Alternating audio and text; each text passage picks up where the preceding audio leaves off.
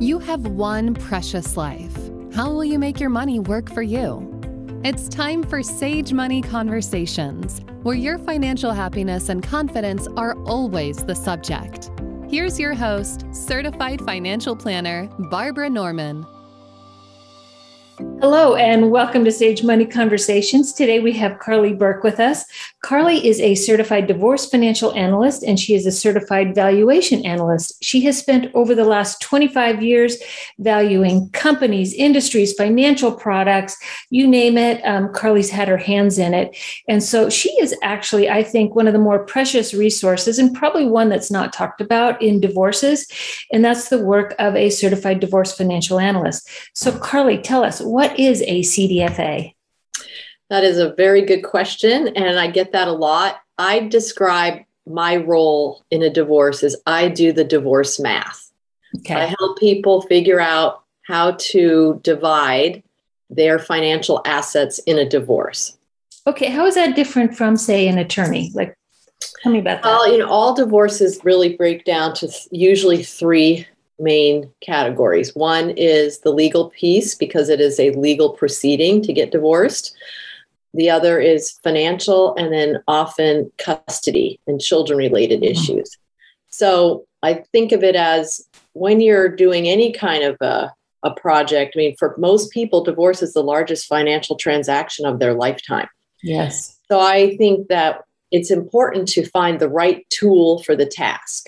So you want a good lawyer for the legal part. Lawyers aren't financial experts. You want a financial expert to focus on the financial, but not on the legal, because we're not legal experts, and so forth. So the idea is to find the right tools for each piece of your divorce so that you can try to optimize how everything gets divided up and how, make sure that all the considerations have been brought to be considered related to what's best for the family, what's best for the children, what's best for people financially, not just right after the divorce, but what happens in 3 years, 5 years, 10 years in retirement.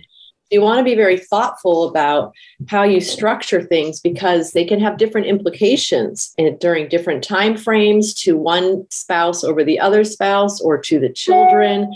And so you're really trying to work as a team to coordinate how to address the legal parts of the divorce with the financial parts, with the emotional and children parts. And so it's really a team effort. Okay, so let's play with this a little, if you don't mind. Sure. Let's just say that we got two people who are getting a divorce, and let's say that one of them came in with an inheritance, a lot of money. One came in with student debt. Maybe one put the other through college. Now they've got kids, and say maybe wife has stayed home taking care of those kids. And now she wants to make sure the kids stay in their house, stay in their same neighborhood, their same schools. How do we even start dividing out? Like, okay, here's this inheritance, here's this debt. What do we do? Well, divorce is a very fact-specific process. And because California has a lot of laws related to family law. So you start really with gathering good information. The better the information you can obtain, the more helpful it will be. The other thing I like to remind people when you're getting divorced is number one priority. Number one, keep your money in your family. That means invest in the learning curve of how does it work in the world of divorce? What are you entitled to under California family law compared to what you may want or what you think is fair? Mm-hmm. First, figure out what am I entitled to? So I like to help people, especially on the issue of the family home. If one spouse wants to keep the family home, let's do some homework at the very, very beginning of the process, because you have to be able to answer two questions. If you want to keep the family home. Number one, in a perfect world, you need to remove your spouse's name from the mortgage. Sure. If you want that spouse to go off title, you also need to get them off the mortgage. That means you have to be able to qualify on your own to refinance that house into your own name. So if you have credit problems, you don't have credit in your own name, maybe because you stayed at home for a long time, you want to investigate with a mortgage specialist whether you can qualify, or what do I need to qualify? Maybe you need $4,000 a month in spousal and child support that lasts for so many months and so on. if you can come to your divorce process, mediation, your attorney, me, with the information, if I can get support like this, then I can qualify for a mortgage like that. So gathering that good information up front will not only be very helpful in allowing people like myself and the attorneys to do some creative problem solving, but it also gets us the right information that we need to properly structure your divorce settlement to try to make that work and to see if it makes sense. So I call it homework because the more homework you do, then the more realistic you can be about what are the options available to you. So you want to find out, can I refinance a mortgage? And if I can, how much can I qualify for? And what does my income have to look like? Right. Number two, let's say you can do all that. Great. Now the house has got equity of, say, $100,000 to keep the math simple. So you have to give your spouse $50,000 to buy that spouse out of their share of the equity in the home.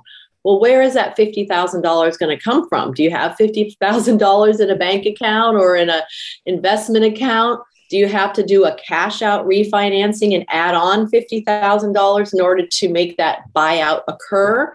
Do you have to give up retirement assets in order to keep the house? Is that a good idea?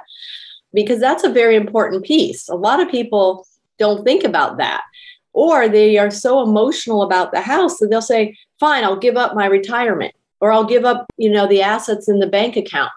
But you cannot, someone like me is looking out for you and saying, well, yes, you may be able to do that. But, we want to make sure that everybody at the outcome of the divorce, one person doesn't have all the liquid assets like cash and securities, and the other person has all the illiquid assets. So when it comes time to buy groceries or get the kids new shoes, you can't use your house to buy groceries and new shoes. You need liquid assets to do that. So you don't want someone to become house poor, or at least you want to make them aware that they're at risk for that. So I can't tell people what to do, and no one ever pays me to tell them what I want to hear, what they want to hear. But I will try to show you, well, yes, you could do that. Here's the pros and cons. And maybe the cons don't show up for 5 years when your child support runs out because your kids age out. Now I have the house, but now I don't have the income to support the mortgage because I haven't replaced that income either through my own job or some other source. And so we also are looking a little further out. Well, and now we got the disaster too, that if you want to downsize after the kids are gone, you've now lost that exemption. Well, yes. And that's a whole nother piece. So this is, again, back to the homework. We also want to look and see, does this home have a capital gain in excess of $250,000? Because if a spouse keeps that home and sells it later, they can only deduct $250,000 against a capital gain. If you sell it while you still own it with the other spouse, you can deduct $500,000 against that capital gain. This is very common right now because people who own their homes for a while, or even those who haven't, in California, home prices have gone up dramatically. And so why does that matter? Well, because when it comes time to sell that house, when you're downsizing under your scenario, you're going to take money out of the family to pay the capital gains taxes that you could have avoided had you sold the house jointly today.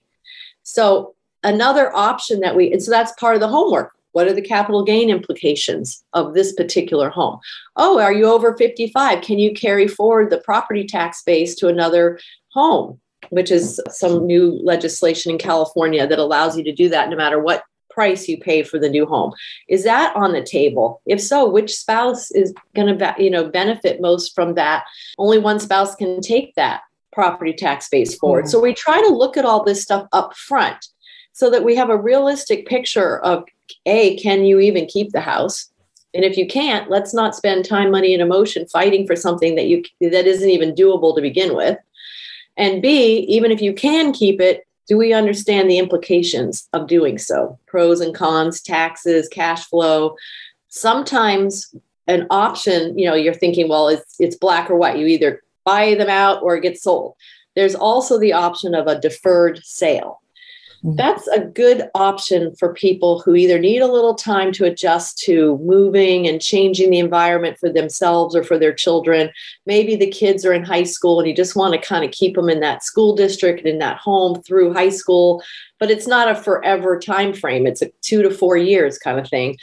Then I recommend that you look at a deferred sale. You continually co-own the house with a stipulation in your agreement that says, at this date, the house is either going to be sold or I'm going to buy you out. And I don't mean sold. The house is going to be listed for sale because we can't control when it sells, but we can control when it gets listed. That way, the spouse that's not living in the house knows that there's a date certain by which they will be cashed out, either because the house gets sold or because that spouse has now had the time and the ability to qualify to refinance and buy them out. Nice. So that's a good option if you're talking about 1 to 3 or 4 year time period. I don't think it's a great option if we're going out too much further than that. And another key consideration is, in general, in real estate, when you go to buy a home, your goal needs to be, I'm going to own it for at least 5 years, because the transaction costs of buying a home and then selling a home are so high. So if you're thinking, I'm just going to keep the house for a few years, then you really are better off selling it at the time of the divorce. Why? Because then your spouse is also sharing in the selling costs and the commissions, right? And fixing up the house to get it ready for sale. If you sell it in a couple of years, you're paying 100% of those costs instead of 50% of those costs. So even if there's no capital gain to worry about, you're going to pay that extra money. And so those are the kinds of things that a Cdfa looks at and tries to help you think through, because a lot of these things just wouldn't naturally occur to you. Why would they? But now you're in this, what I call divorce land, and it's like going to a foreign country where you don't know the laws and you don't know the language.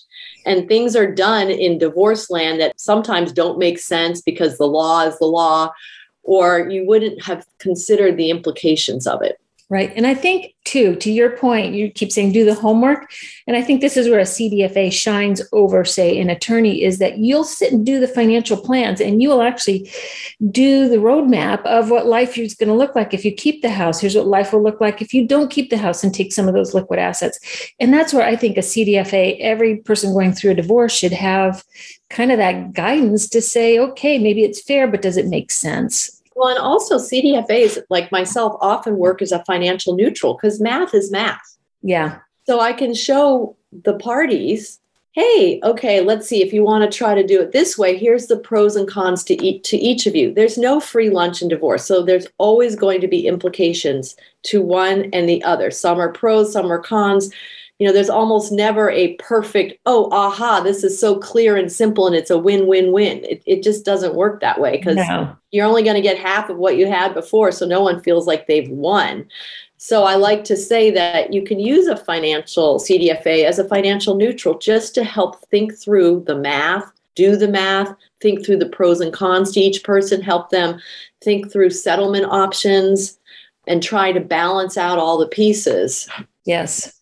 Okay, what about separate property? What happens when, and I hear this a lot, somebody brings an inheritance in and they put it into the house and they put their spouse's name on it. Have they forfeited half their inheritance to their spouse?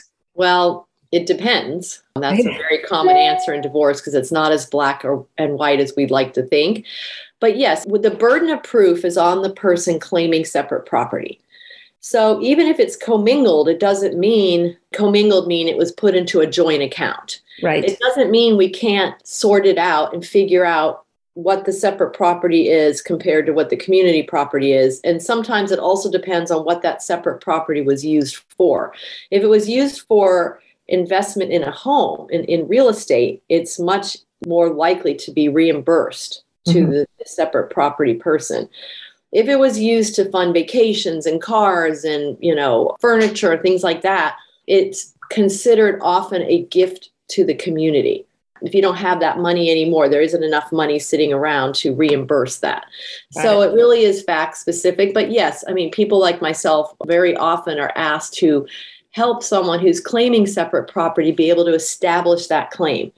And it's a tracing analysis. The hardest thing is getting the documents. Yes. We have to have perfect records and perfect tracing. Can we do preponderance of evidence and things like that? Yes, we can.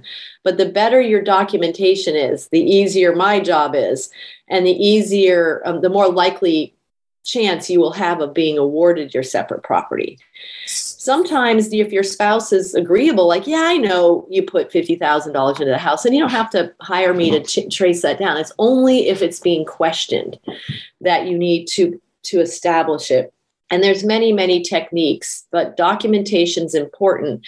And for anybody out there, if you have adult children, friends, family, or even yourself, keep good records of everything. Why? Because if you go to your bank or Schwab or TD Ameritrade and you say, I need statements, they will pretty much be able to get them for you back 7 years. And it's a rolling 7 years, maybe 10 years. And it's really difficult to go further back. So if you're starting a divorce, say in January of 2021, the sooner you reach out to your financial institutions to get documents, the better, because it's a rolling 7 years. So if you wait 6 months, you've now lost out on the ability to get 6 months worth of historical statements. So again, this is all part of the homework. But keeping good records as a matter of just financial fitness, whether you're getting divorced or not, is very, very important. And no longer do you have to put it in shoe boxes in the garage. You can keep those records in a digital folder. I like that. Let me ask you a question. So give advice to someone. If somebody comes in $200,000 into this marriage with an inheritance, what advice would you give them going in about where to put the money, where not to put the money, how to mingle, how to not commingle? What are some tips? Well, it's so funny that you asked that. I had a lady call me one day and she said, I didn't know who else to call. She wasn't going through a divorce, but I really help people in financial transition. She says, I'm going to inherit $1 million. Mm-hmm. I'm married to my husband for 30 years. We have no children. We get along. He fully acknowledges that that is my inheritance. Is there anything I should be concerned about? And I said, well, it's really great that your husband feels that way. So what I would do is I would set up a separate property trust to receive that $1 million. And I said, don't tell me, let me guess. You're going to use some of that money to make improvements on your current home and you're going to buy a second home. Well, yes. How'd you know? I said, because that's what people do at your age when they get inheritance. So put it in a separate property trust, keep it always in accounts separately titled in that trust. When you go to make improvements to the home, you will do so directly from that account. You will keep meticulous records and you will write a letter that says all of the money going toward upgrading the kitchen or whatever it is my separate property. It is not a gift to the community. I am not transmuting it. Or if you're saying, yeah, I just want to gift it to the community, make that clear as well.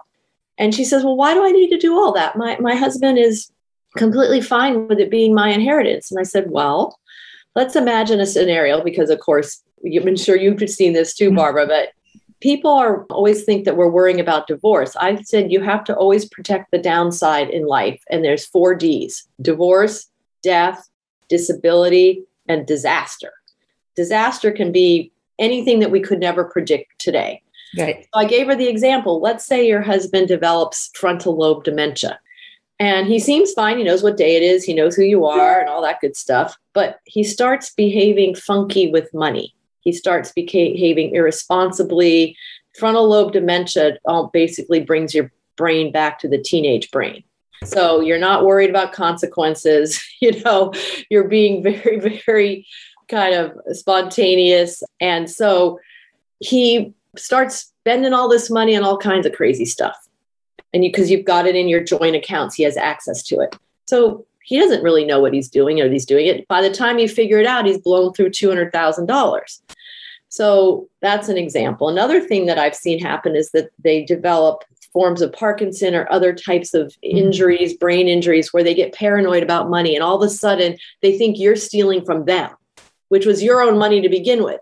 So again, if it's all in a separate property trust, you've made it clear that when you buy that second home, that you title it as, Jane Smith as her sole, a married woman as her sole and separate property. The money came from a separate property account. Then whatever happens in the future, good, bad, or indifferent, it shouldn't be an issue, but it does protect you in the event of these things, which I call more like disaster. Yeah. than divorce or something else. Goodness, good stuff. So really common right now, gray divorce. People waiting till their kids are out of high school or out of college, and then they decide to, hey, we're done parenting. We're kind of done being spouses. So gray divorce can be devastating. Yes. Especially for an out spouse or lower wage earning spouse. Like what's going on in the gray divorce area? Is there anything that's protecting? Well, the gray divorce area is the fastest growing age group who are getting divorced. So that is very, very common. And I work on a number of gray divorce cases. And gray divorce is people getting divorced in their 50s, 60s. I even had someone call me in their 80s. And I said, really, why get divorced? Maybe you just live apart, have a post-marital agreement, but, going through a divorce. So gray divorce, why is it so costly? Well, often in this generation of people who are in their 50s and 60s and so on, there was a stay-at-home spouse, most likely the mom, who didn't work for 30 years, who now you're going to divide up your retirement assets and everything you have, 50-50 is generally how it's done. But when you're saving over 30, 40 years for retirement, you can only save on one person's income if only one person is working. You're limited to how much you can put away into your 401k and so forth. So that's one problem is now, everyone still tells me, they'll say, well, I'm still going to retire at 65 or 67. I'm thinking, no, you're not. You only have half the retirement assets that you originally were planning to retire on at 65 or 67. So it's very devastating because it will dramatically change their financial security into retirement. And, as a financial advisor, you see that people are needing to plan more for living into their 90s than the actuarial age. And so that's putting even a greater burden on gray divorces because you're going to have to try to stretch this money for a longer period of time. And often I see a lot of these women in particular having to re-enter the workforce in some fashion. And they always say, well, why bother? I can only make minimum wage. I said, yes, but that allows you, one, to be contributing to Social Security. I had a client who got breast cancer. She hadn't worked in 20 years, but since she hadn't been paying into Social Security the past 10 years, she wasn't eligible for Social Security disability. So she was completely limited to what she was going to get from spousal support up until her husband retired. Wow. So there's a reason to do it, even if it's not going to, turn you into the next Jeff Bezos. You're going to generate Social Security earnings. Also, you can start putting money into an IRA, or maybe you're working for Home Depot. A client of mine went and got a job at Home Depot. She now can contribute to a 401k plan. She can work her way up. Yes, she started at minimum wage, but she has an ability to create, and she's getting health benefits, which otherwise you have to figure out how you're going to pay for health benefits. So there's lots of reasons why people should explore going back into the workforce, but it's often because they have to. And then the in-spouse or the earning spouse generally has to come to terms with the fact that they're not going to retire when they thought they were. And what's really challenging is when you have a very big discrepancy in age. So you have a earning spouse in their mid 60s or older, basically at retirement age, and the other spouse is 10, 15, 20 years younger. There's not going to be much in the way of spousal support, for example. And you're going to have to make up for that time. It's not as bad at 20-year age difference, but when you're talking 10 years, it's very, very hard for you to recreate and build that nest egg that you're going to need to potentially live into your 90s. So that's why gray divorce is so hard, because it's very financially devastating, particularly to the non-working spouse. Makes sense. Makes a lot of sense. Carlie, you have given us, oh my gosh, a wealth of information. I think that you're just a gem to anybody going through a divorce, just because you can take the time and walk people through the different scenarios. What does it mean for your life? And bringing this conversation full circle, I don't think attorneys can do that, don't have the time to do it, much less you probably shouldn't be paying them to do that, because a Cdfa makes a whole lot more sense in this situation. And we cost a lot less than the attorneys. So again, if you want to get the right tool for the task, you're also going to save money by not having your attorney try to be all things, your therapist, your financial person, and your legal person. Exactly. And so if you had advice for anybody going through a divorce, what would you say to them just maybe someone who's thinking about it? What would you say to anybody who's thinking about a divorce? I would say really, really do some searching and really understand what that's going to look like, not only financially for you, but also on your family, and really learn about what you're entitled to under California family. There's many, many resources out there. There's books, but I would really do the work to understand what are the implications in broad, context. I always have people say, why do I have to give my spouse half my retirement? Well, half was always theirs. Right. California, it's a community law and it's no fault. So it doesn't matter who did what, when, where, why. It's all noise. It's irrelevant. So you can't punish. So you have to, I often tell people, first work on the emotional piece of trying to heal. It's like a death. You're going to go through the 5 stages of grief. But go through that before you embark on the legal financial part, because it's hard, it's emotional, it's not what you think, it's going to take longer than you thought.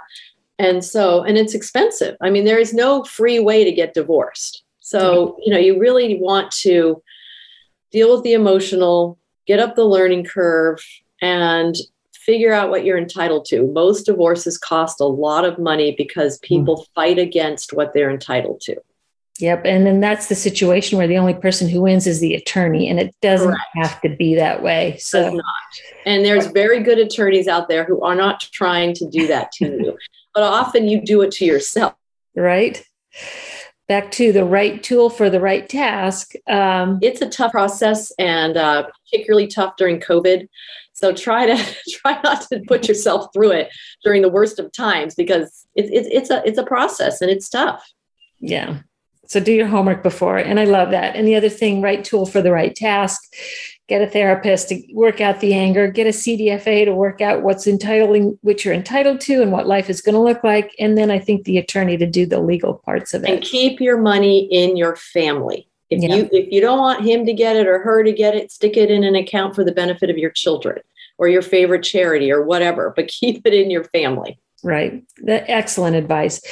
Carlie, we're going to put your links so people can find you after listening to this. You have been a wealth of information. I'm sure that our listeners are going to have tons of questions for you. So and they're welcome to reach out. I'm always happy to answer questions. There's no meter running.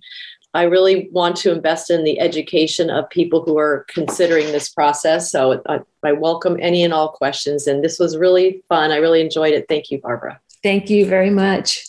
Advisory services are offered through Barbara J. Norman, LLC, an investment advisor in the states of California and Texas. The information contained herein should in no way be construed or interpreted as a solicitation to sell, nor an offer to sell advisory services to any residents of any state other than the state of California, or where otherwise legally permitted.